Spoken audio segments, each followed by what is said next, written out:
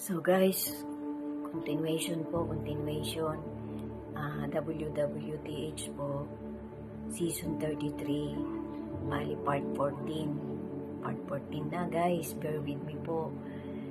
Sana po sa mangilan-ilan pong nakakita ng mga ganito kong content, sana po kapag dumaan to sa mga wall nyo, sa mga FYP nyo, sa speed ng inyong mga platform na ginagamit, sana po mabigyan nyo po ako ng konting panahon nyo. Total, hindi naman po ito ganun kahaba humigit kumulang po 10 minutes bawat part ng ginagawa kong ganito na WWTH.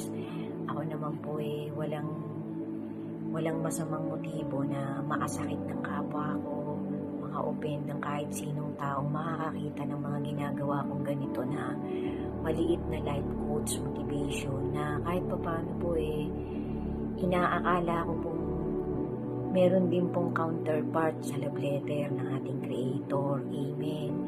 Mahirap po talaga guys na hangadin pa ng isang tao na ikaw sasadyain mong makasakit o makasagasa ng damdamin ng kapwa-tao mo.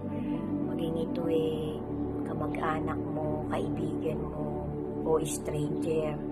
Kasi sabi nga po, ano man ang ginagawa natin, ano man ang sinasalita natin, pakaisip-isipin po natin kung tayo may masasagasaan, may mauupin. Kasi ano mang ginagawa mong kabutihan o kasamaan, alam ng Diyos ang motibo natin. Kapag ikaw iniisip mo na kapag ibino ka ng bibig mo mapapadaplisan mo ang iyong kapwa o kamag-anak mo, masasaktan mo to, mauupin mo. Alam mo yan alam mo yung ginagawa mo kung tama o mali kasi hindi naman tayo mga siraulo guys Kasi ang isang autistic na tao, ang isang siraulong tao kulang po yan sa pag-iisip, kulang po yan sa timbangan ng kanyang katuwiran. Pero kung ikaw naman malinaw ang pag-iisip mo, alam mo ang ginagawa mo, halimbawa isang tao ka na bibitawan mo tong salitang to, alam mo naman na gusto mong pasaringan ng isang tao, alam mo yan hindi natin pwedeng ikakatuwiran natin sa Diyos na di ko naman sinasadya, kaya ako nasabi yun, na-offend kita, di ko naman sinasadya. Pagpaumanhin mo, mali yun guys, naka-offend ka na, saka ka magsosorry. Kaya nga po, sabi nga po ng Panginoon lagyan mo ng asin ng mga salita mo. Ibig sabihin, hindi direktang ganyan ang salita ng ating Creator, pero gawin mong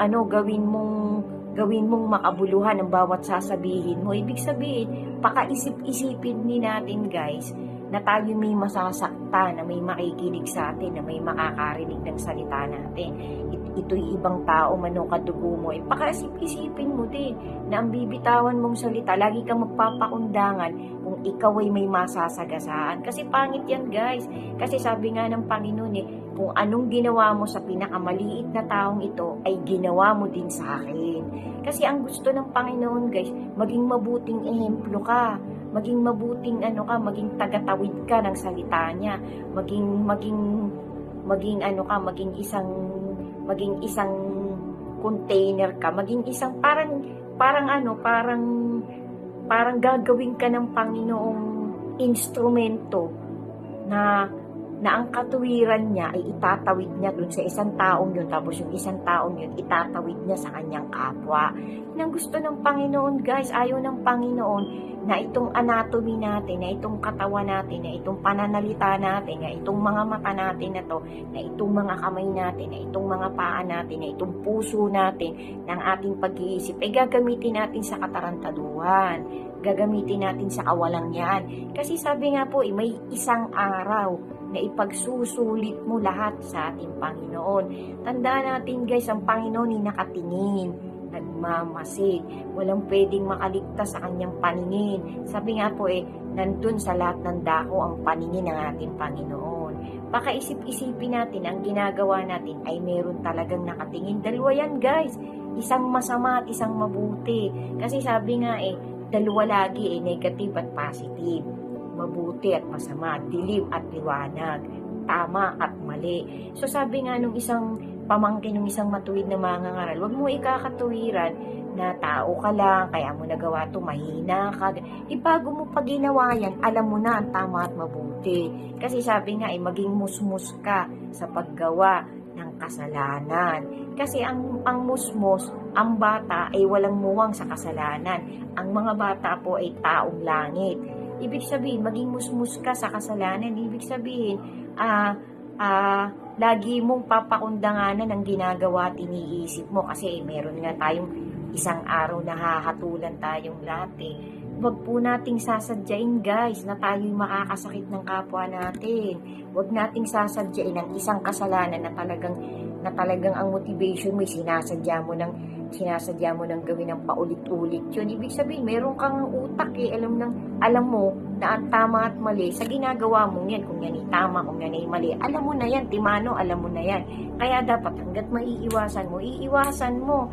Kasi sabi nga sige, magpakasaya ka ngayon kasi panahon mo, palibasa, oras mo. Pero tandaan mo, lahat ng ginawa mo, lahat ng iniisip mo, lahat ng pinaplano mo, lahat ng salita mo, dadalhin ng Diyos sa kanyang timbangan. Kaya pakaingat-ingat tayo guys. Lagi nating tatandaan na hindi natatanggapin ng Panginoon na magiging accepted ang isang tao kasi ngayon mo lang narinig to. Kasi ngayon mo lang to nalaman. Nandun ka na sa huling siglo Nandun ka na sa last generation ng humanity. Ibig sabihin, hindi nakatanggap sa Panginoon na hindi mo to nadinig, hindi mo to alam. Kasi nga po, ang salita ng Panginoon ay tumawid na po siglo by siglo. Kaya hindi na po katanggap-tanggap sa Panginoon ang katuwiran na hindi ko sinasadya to, nabigla lang ako. Mali guys. Ano na yan, hahatulang ka na ng Panginoon kasi nandun na tayo sa last generation. Tinatahak na po talaga natin guys ang mga matitinding sign ng tribulation, ang matitinding sign na paparating na wrath of our Creator. So dapat po talaga guys tayo nagninilay na, nag-uumahog na tayo magpakabuti sa paningin nilang mag-ama. Wag na po nating i-trajectory ng buhay natin na tayo'y nandun pa sa likong daan, na tayo'y nandun pa sa maling daan na tinatahak ng bawat isa sa atin. So guys, ganun nga po. Lagi po natin pag-iingatan ang pamumuhay ng bawat isa sa atin.